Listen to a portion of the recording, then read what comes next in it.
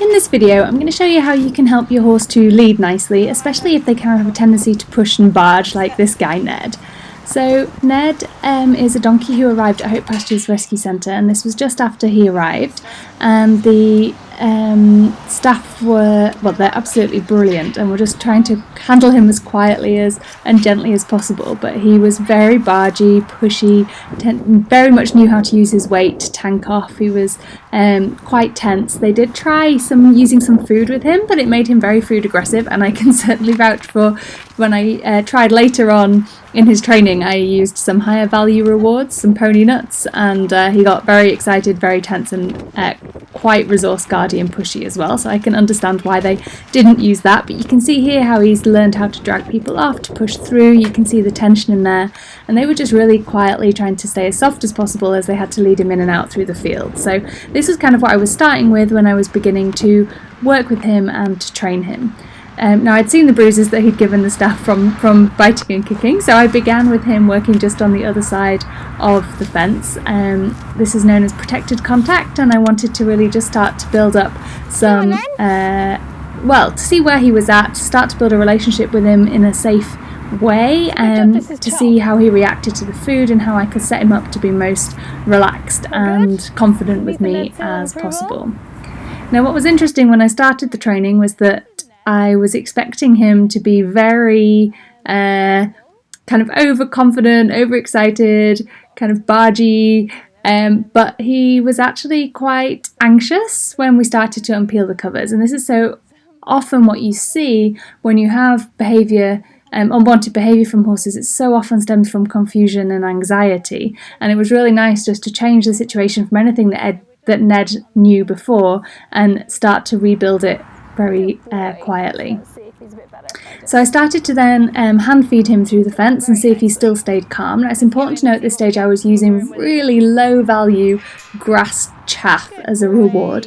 I wanted him to be a little bit interested but not that foodie. As I said later on, I increased the value of the reward and it made him very tense indeed, and this is often the case with many horses, and it is one of the problems that people find when they use reward based training, that they use higher value rewards to increase the motivation, but the horses just get so focused on the food, they can't think, they can get really tense, very frustrated. So you want to begin with the lowest value reward possible, that just starts to get their interest but keeps them nice and calm and focused on you, and then you can increase it as necessary. So I was working on leading. The first piece is always, can you just stand quietly next to me and turn your head away? So always start off with stand together, and this builds really nicely into leading. So you can see here I'm just asking him to come back into that position. So when I teach leading, especially with horses who run off, barge, cut in front, then I really, really strongly establish this. Can you just stand next to me in a nice relaxed position, keep your head to yourself? That's what's going to be marked and rewarded. And then as I teach the leading, we do standing together, walk a few steps back into that standing together position, so that they're really expecting to come back to standing. And you can see here that he struggled a little bit as we started to get into the session, and I just quietly reshuffled my position and to help him find that again, and rewarded him when he just stopped, settled a little, and came back to that nice position by my side. You just stand and really clicking that movement as he turns his head away. You walk on? Good. And ho! Much better! Much better! And I rewarded the standing a lot more than the walking, because you could see he had a tendency to rush off and pull, so I wanted to make sure that he was expecting just to stand quietly, nice and soft and relaxed next to me. Really nice. So I split these. This was the first session I worked with Ned. He's actually a case study for the CT Club, where you can see all of the foundation behaviours. So I did 8 full sessions with him. This is an extract from the first one, and of course the emphasis was on leading, because the staff had to lead him in and out of the field every day, and so it was really important that we worked on that. And so I focused mostly on the leading, and you can see here that I've clip the lead rope on, and I do really like to switch the equipment early, but I really wanted to focus on teaching him how to lead nicely and establishing that really strongly.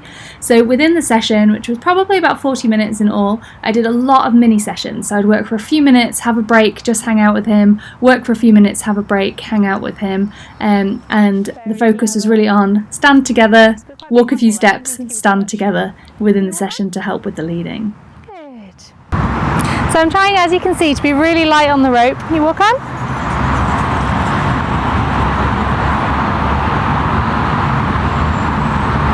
And he's definitely more hesitant, good boy, on the rope than he was without it, which is really interesting, especially when I'm on his left side, which is obviously where he'll have been led most often from. So that's a really good sign that there's some emotional tension around being on a lead rope. And it's really important to work through that. So I love to do sessions, as I say, switching between the head collar and the rope, and then at liberty, because I want them to be the same. I want them to be just as relaxed on the rope as they are at liberty, and just as responsive at liberty as they are on a rope. So I want everything to be just the same regardless of equipment. Superb. So now I'm going to take this off,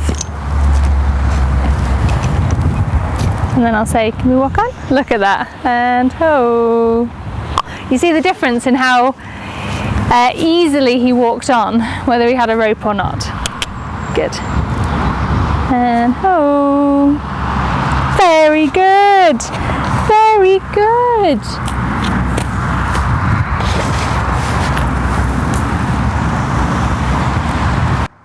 So once we'd done as much as we could in the arena, and he was definitely a bit brain tired, it was time to continue the session outside of the arena. Now this is typically where that old bargy behaviour showed itself, and so I really wanted to see if he could keep with the staying with me outside of the arena. As you can see, some of his old behaviour came back in, where he started to run off, barge off, and start to pull against it. So I just stayed as soft and quiet as I possibly could, and just quietly brought him round in a circle whenever he tanked off, but I didn't go anywhere until he was able to stand with me. So one of the mistakes that I see people make is that they try and kind of manage through a situation that's not going very well, and it's much better just to stop, to take the time to really establish that connection and the relaxation, and then continue. So actually getting back from the arena to the stable probably took us about 10 minutes of our session, but it was really, and it wasn't very far. It would take, I don't know, less than a minute to walk normally, 30 seconds probably.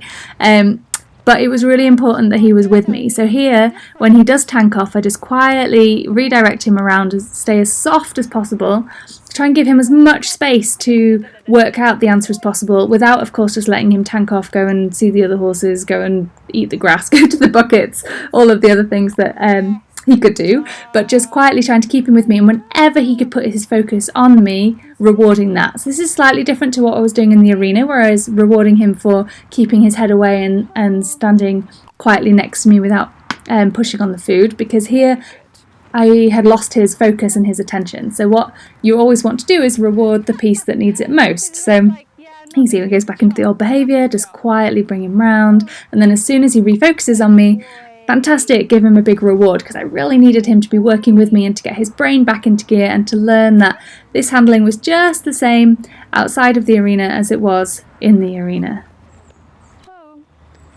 Yes, good. So when you're looking to help your horse become more relaxed and softer, they're only going to follow your lead. So even it's really hard to do, but even if you have a horse who's pulling and barging, if they're getting heavy, you need to get softer. And you can see here that I'm trying to give Ned as much space as possible on the lead rope, to give him as much time and space to kind of figure it out on his own, not micromanage him or pull against him, and my whole body is nice and relaxed as well.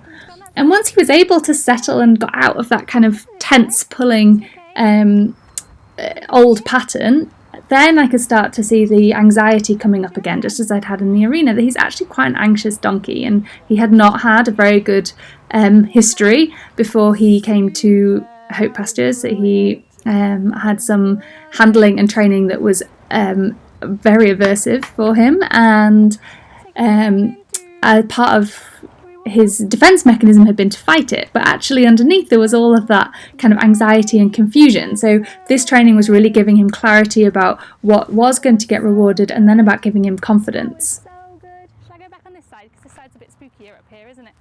Should we walk on? Nice. Whoa. So once he was able to tune in, he was back to able to have a conversation with me, and I could listen to his anxiety and help him to be more confident. And you can see that in a short time he was much more relaxed again, much more focused, and he was starting to take those lessons from the arena into the leading. Now, if you have a horse who has a lot of leading issues, then you might not see this change immediately. This was quite a big change in one session. It surprised even me with Ned, but you often do see huge changes very quickly. It's just about doing it consistently. So from this session I taught the staff how to handle him, and they continued his leading sessions every single day, working in this way with food, right from putting his head collar on to putting him in and out of the stable, very quietly, taking as much time as he needed so that he learned how to be calm and to lead nicely, and gradually fading out the rewards. So you can see him here. This was me again after we'd done the session with the staff in the arena a little bit later, and he no longer needed any rewards. He could be handled and led easily by any of the staff in and out of the field and the stables, because he'd learned that it was an easy thing. He knew what to do. It was relaxing. He wasn't going to be pushed over threshold, and that's really the key, that we use it for the training, and then it should be able to go into normal life. So it's really about that consistency, that softness, and rewarding all those tries from your horse. If you like this video, you'll love the Connection Training Club, which is our online club for all things positive horse training. So we've got tons of home study courses, so the foundation course where you can see all of Ned's training, the daily handling course which covers all of the basic handling, including things like catching, leading, grooming, standing tied, and all of the other courses as well. We have hundreds of step-by-step videos arranged in these courses. We also have a fantastic community through our forum. You get extra inside track blogs for members only, which is extra training videos. We have live Q&As. You can come and chat to Rachel and I directly. You can access all of the recordings. We do fun monthly challenges. You can join in with everyone else. There's just loads of stuff going on here. So if you'd like to learn more, head over to connectiontraining.com, where you can find out all of the information, and you can also find out all about the club and join it there too. Can't wait to see you there.